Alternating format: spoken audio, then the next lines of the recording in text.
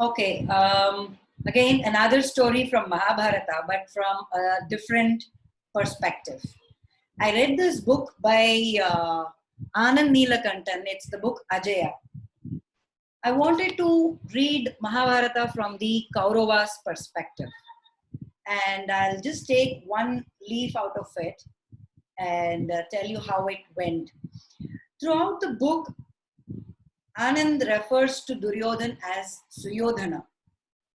And that was what they were called, Suyodhana, Sushasana, Sushala.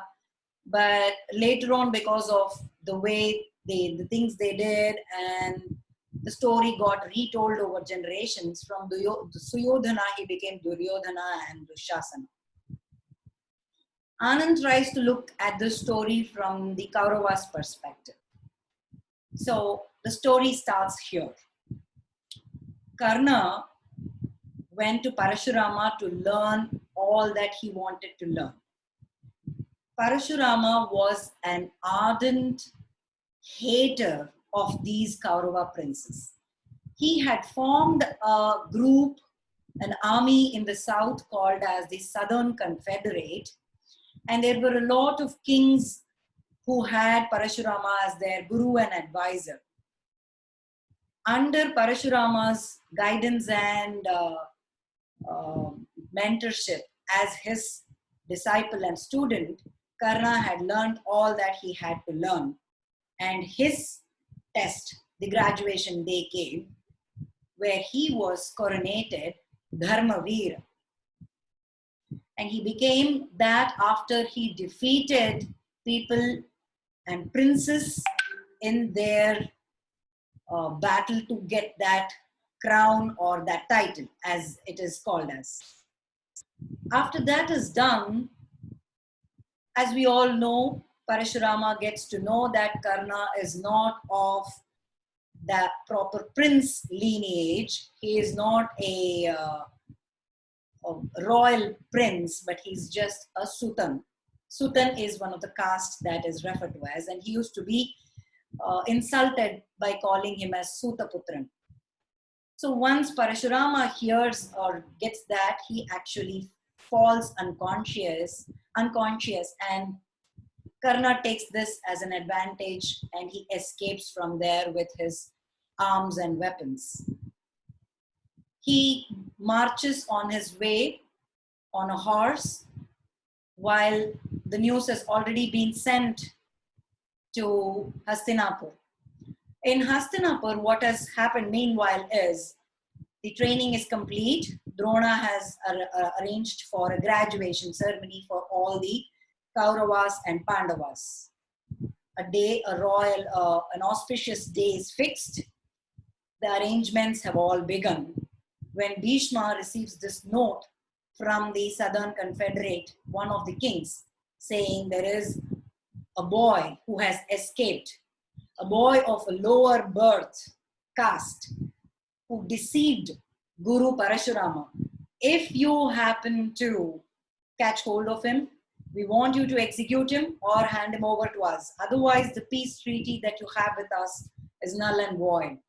For 2 decades, there had been peace because Parashurama and the Hastinapur, Bhishma, they were at loggerheads and they decided that it is in the best interest not to kill each other.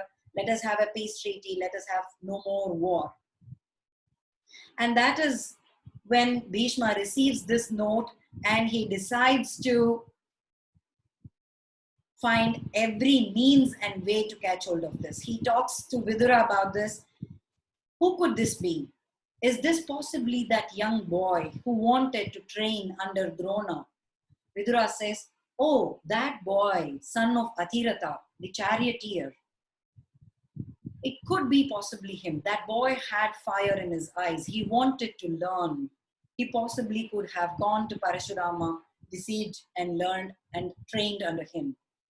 So guards were informed, the soldiers were informed, but there was no chance because invitations were sent out left, right, north, south, in all directions to all the kings. The kings of the neighboring kingdoms were invited for the graduation day. The people in the kingdom thronged for this great day. There were huge arrangements and preparations done. People walked, people drove in chariots, kings and princes, everybody came and they all occupied seat. When I was reading this scene in Anand's book Ajaya, I imagined like this movie where there is a huge stadium and there are people sitting, spectators, according to their caste, their ranks, and their roles. Kings seated at all one place. The untouchables and the Shudras, the Nagas, they too were watching what is happening. So the ceremony is about to begin, and slowly among the crowd, Ekalavya also sneaks in. Even though the thumb is missing, the spot where the thumb stood was itching, and that brought the memories of the pain fresh and clear to his mind. He could never forget that. He could never forgive Dronacharya. Among the crowd also sneaked in another boy in tattered clothes, small plain dhoti, no footwear, but trying to hide something in a small piece of cloth. What was that? And who was that? Well, the graduation ceremony began. The first event for that day was a mace duel between Suyodhan and Bhima. Well, the two best pitched against each other. Each hated the other vehemently. They wanted to show their power, their prowess to everyone. They did not want to lose the opportunity, and immediately, no sooner they got into the arena, they got into it, hitting each other with powerful punches and blows. Kunti could not watch this. What is this happening? Finally, Bhishma said, this has to stop. And Drona said, ladies and gentlemen, what you have seen is nothing. What you are about to see is still more spectacular. He declared that both Suyodhana and Bhima were equally talented in mace fight, and that no one was superior to each other, and that was a way to actually call truce, and so that the event does not turn bad. The upcoming event was Arjuna's turn to show his prowess. The previous night, Ashwathama asked his father, I too would like to show my prowess, what I have learned and trained under you, my father. Drona said, this is for the crown princess, not for you. I am being paid to be their guru. I am not here as a father to let people see my son's abilities and talents. Ashwathama was not happy with this. He sat quietly by his father's side. So Arjuna's turn came. How did Arjuna enter this huge stadium, as I could visualize when I was reading it? A chariot, a bright new chariot. Arjuna mounted the chariot, clad in silk clothes, clad in jewelry, gold, diamond, and pearls, and his brand new bows and arrows. The moment the word he utters, the word go, he starts shooting arrows at the feet of all the elders present on that stage, at Bhishma, at Drona, at Kripacharya, every king. That's the way he salutes them. And then he takes a garland, puts a bow into it, the arrow into it, and shoots it. And that goes flying on to the flag of Hastinapuri. An awesome feat. The whole stadium roars in applause and thunder for Arjuna. That is not all. He starts shooting arrows at the targets. That's when Drona turns towards Kunti and says, Mata, have I done a fair enough job of training your son? Before he could even complete his sentence, an arrow comes flying at his feet. He's shocked. He looks at it. Who could it be? Before anybody could say anything, there is this young boy in tattered clothes. No footwear, no headgear, nothing. A simpleton, but with equal or probably even more talent. He is shooting arrows at the elder's feet as well to pay his respects. And before Arjuna can reach out to his arrow and put it to his bow, he is shooting the arrows at the targets at different distances. Everybody is stunned. They have their mouth, jaw dropped. Who could this be? Everybody's talking. Bhishma stands up and he says, stop that. He cannot see that his grandnephew is being insulted in this manner. Are you the son of any king? Are you a prince of any kingdom? He asks. Before Karna could reply, his father, Athiratha, who is also one of the spectators in the stands, reserved for the untouchables, comes running into the center of the field. He looks at his son. Karna, he's seeing him after 12 long years. He cannot hold himself anymore. He hugs him, and that's when everybody gets to know that this is the man who ran away from Southern Confederate, deceiving Parashurama. Bhishma's mind is just rushing with all sorts of thoughts. Should he imprison him and what should be done? But he cannot jeopardize the safety of his countrymen. He says, this is for the princess. You cannot show your talent here. We have to deal with you separately. He does not want to utter any word about the letter he received from the kings in the Southern Confederate. Before he does that, he says, you are not a king. You are a Sutaputra. How dare you do this? He asks the guards to arrest him for this reason and not for anything else.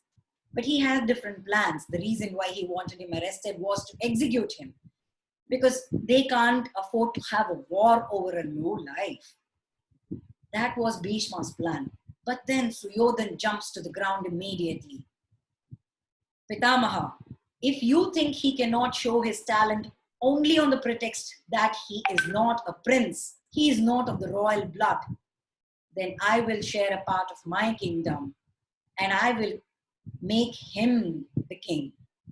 Saying so, he goes and hugs Karna, makes him his equal. Though not a Kshatriya, Karna is elevated to the ranks of Kshatriya. That is a scene that was in my mind when I was reading this page in the book. A wonderful display of affection. Display of affection, or what else could it be? Because Suyodhana had seen one person who was far better than Arjuna, whom he despised so much. How could he let go of this opportunity? What a great and intelligent guy Duryodhan was in befriending Karna. It was a wise decision. Later on, when the turn comes, when Krishna goes to Karna and asks, whose side are you on, Karna? And reveals his true identity. Karna, Pandavas are your blood brothers. You are Kunti's son. Leave Duryodhana's side, come to our side and fight the battle from them. Or if you say to Duryodhan, probably he will even drop the plan of fighting the war, knowing that you are no longer his friend, you are the brother, the eldest brother of the Pandavas. We can probably avert the war. Karna makes a right choice, a judicious choice. He says, I cannot ditch my friend who gave me a kingdom, made me a king, made me his equal on the day when the whole world spat at me, calling me a Sutaputra.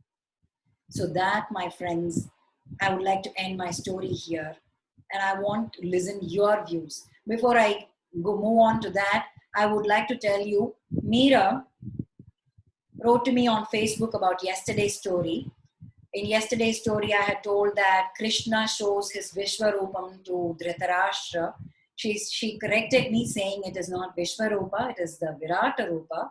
Virata Rupa, which was seen by Dhritarashtra and Bhishma as well. Vishwarupa was seen by Arjuna and Sanjaya, which is what I thought so too. In the war, Kurukshetra, before the war begins, when Krishna is trying to convince Arjuna of his responsibilities. He shows his Vishwarupam only to Arjuna and Sanjayan, who gets to see the war from start to finish, because he's the only one who keeps telling the entire thing as it happens on the battlefield to Dhritarashtra. He's his commentator.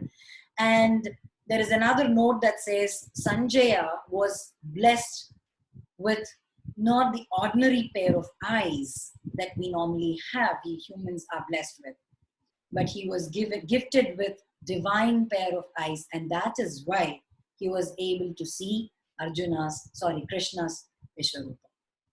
So I end today's session here about the graduation ceremony of the princess. What would you like to add to this story?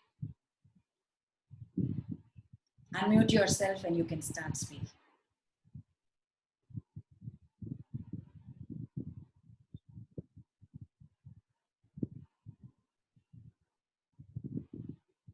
Were you all able to hear the story completely, start to end? Okay, cool. The other day, what I had done was a small goof up so people could not hear my voice, or I'm sorry, I could not hear people's voice.